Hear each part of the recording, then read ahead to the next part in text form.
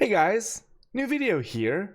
Mark II of Bane build. I've kind of switched up the type of HP that I'm using. I'm going to run a real map real quick so I can show you the build in action. This is a tier 13 tower map. Let's go. So the reason I switched over is because if you ever watch my stream or see my videos, I'm always about like testing things out for yourself, right? Like if you hear something and you like the thought of like an idea, or someone tells you that something's good, you kind of like first have to think about it like numbers wise, like does this look good on paper? And then if there's like any doubt, and like if enough people are telling you that something is pretty juicy, you might as well try it out for yourself, right? And so what was happening is I went life based and it was going pretty well.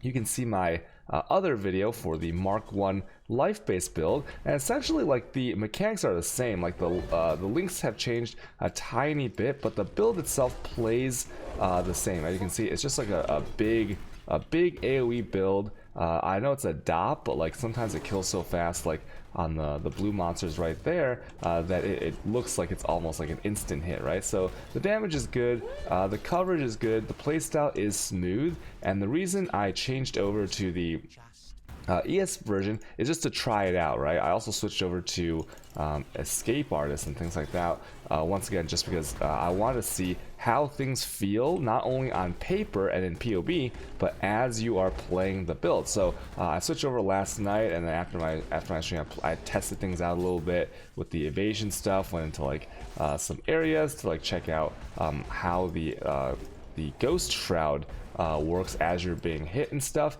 and so it's actually pretty interesting. The build overall is pretty darn good. Is it better than the live version? Actually, it might be better than the live version. Let me finish the synthesis real quick. Ooh, I wonder if I can guess the correct orientation here. Let's see, is it over here? Where could it be? Is it over here? Oh, I found it. I actually found it. Oh, I got lucky. See, I guessed the correct location. Okay, let's speed this up. Stable reading required. Okay, let me go back into my map.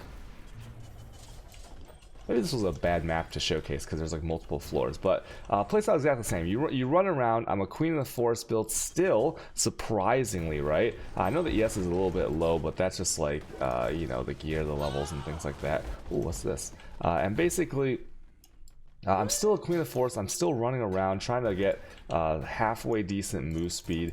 I've added a Wither Totem that I sometimes use. I'm trying that out, and so when I finish this, I'll go over all the gear and the changes, and kind of like some minutia of like what I think about the build. Okay, is this the boss here? I think this is the boss here. Yeah, we got Magic Pack before here.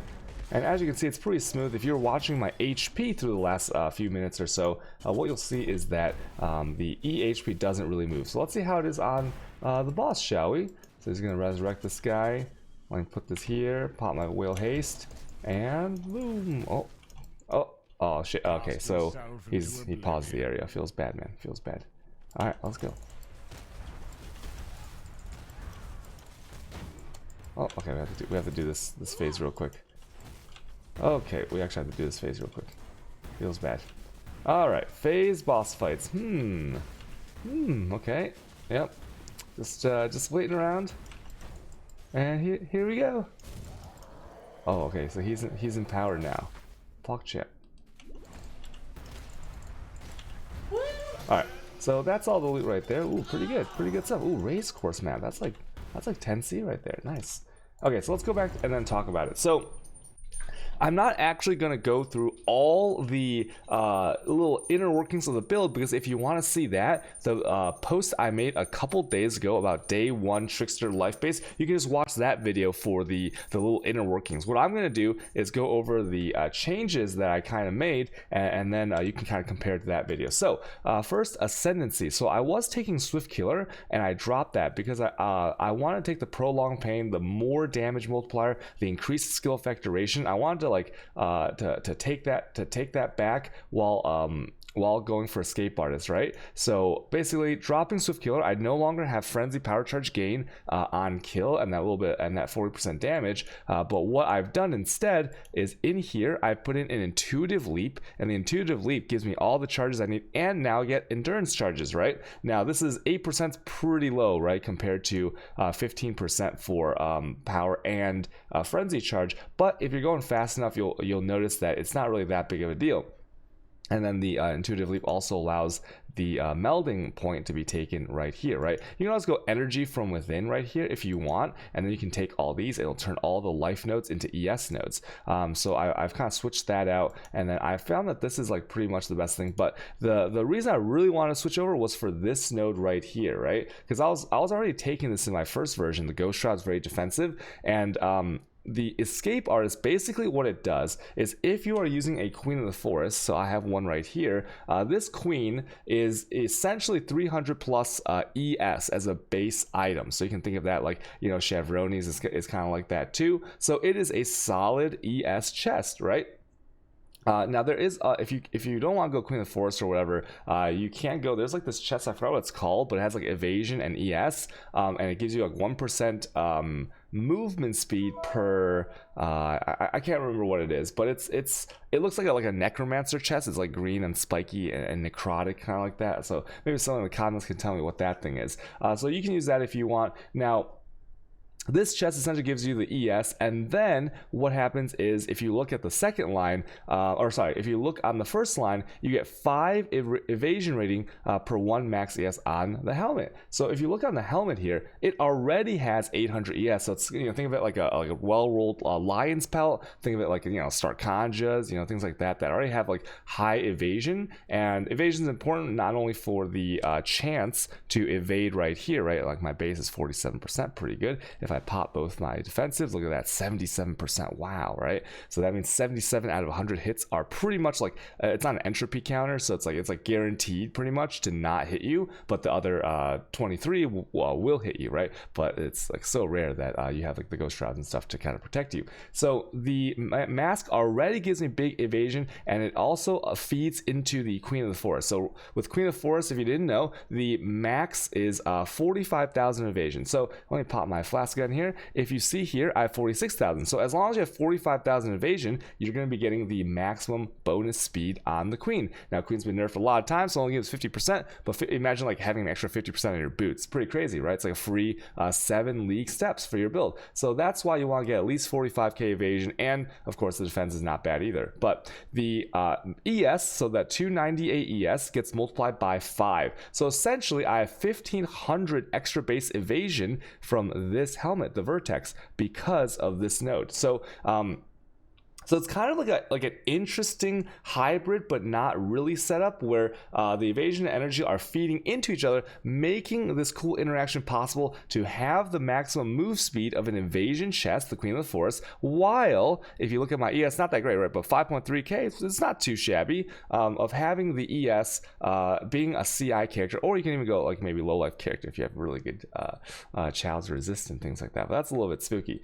So I made that change. I swapped off my rare helmet for a Vertex. I'm still using the same Queen. I tried to 6-link it last night with no luck. I might try it again, but really the 6-link wouldn't even matter here because I'm using a 6-link Cane of Unraveling, where this one took about 500 fusings to link. And the reason I might want to link the Queen of the Forest is because maybe in the future, if I want to put in like a 6-link Soul Rend or something like that, but off colors like the blues especially are very hard to get on the Queen because you know, it's an evasion based green based armor. So that's gonna be a little bit unfortunate. And then as for what happened to my Soul Rend, because the mask is +1, you know, I put the Soul Rend in there, and I put it with like Void Manipulating, Controlled, and Efficacy. Now this, I didn't put GMP because if you watch me map or anything, I very rarely use Soul Rend, right? I just like the faster cast speed of the Bane, and more open map Soul Rend. It will probably be better, but I just like Bane better, so I never really use this unless it's on like the boss or something for single target, right? Beyond boss spawns in, things like that, right? Basically anything with an orange nameplate, I might use the Soul Rend, and it's not that often, okay? So that's the max there. As of last night, I think it was like 30C for this. The canes now are like 1C, right? So try to get yourself a well-rolled cane. It's not gonna cost you that much. Queen of the Forest, I think a well-rolled one, if you can get it with like not 6 sockets, will be between 10 and 20C.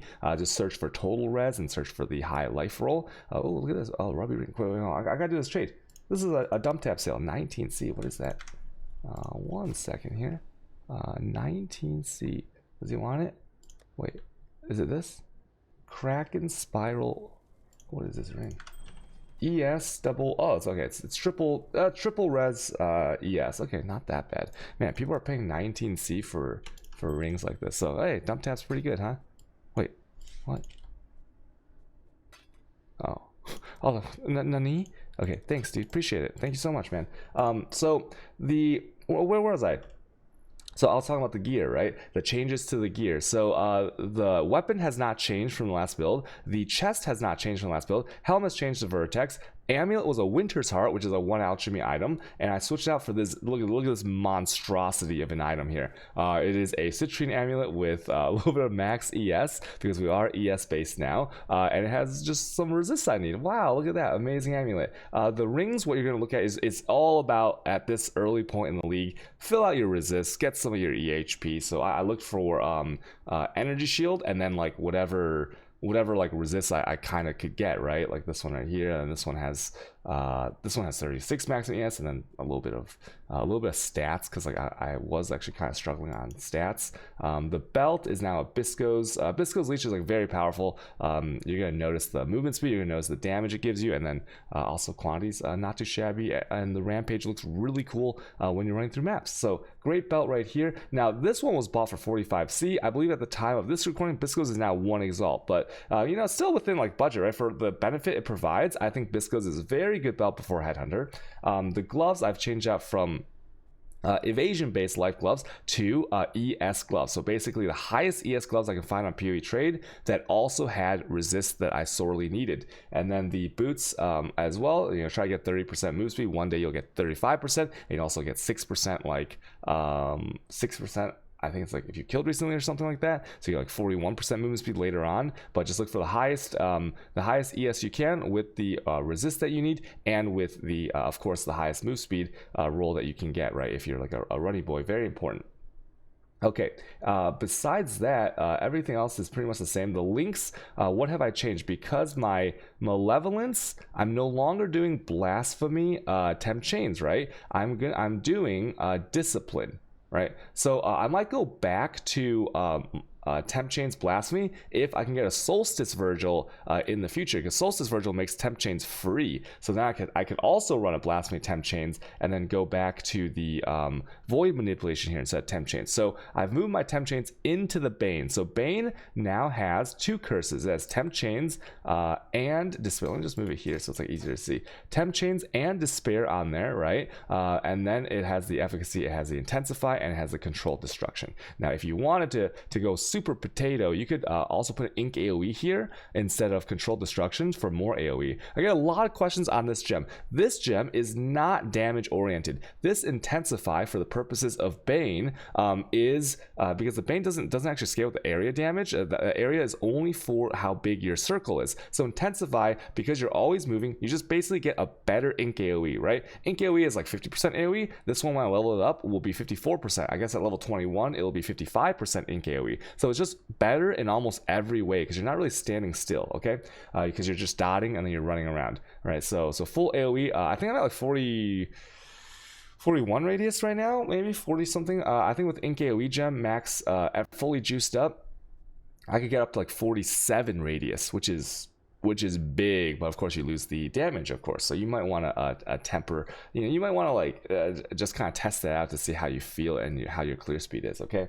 And so that's the links right there. My other things I changed, I did faster casting, wither, and spell totem. If I had a 4 link with another red, I put increased duration there so that the damage taken stacks lasted a little bit longer, and that'd be a 4 link. But once again, that's 4 off colors for this, so I couldn't get it, and getting a few off colors for the ES based items is I just didn't want to spend the chromes, right? I could easily do that though. And then these green sockets are just like leveling they're simply leveling gems to sell later.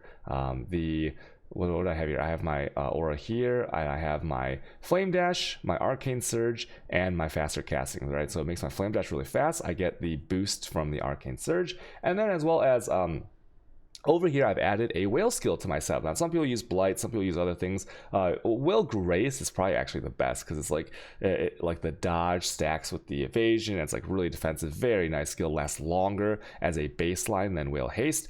So I have it linked to increased duration, right? And then if I had a 3 link, I would actually link this to efficacy because you get like juiced up efficacy. Efficacy increases duration of skills, and it works for whale haste, so you get a little bit extra time on every time you press that button, right? If you need to you want to cast a little bit faster, move a little bit faster in your map.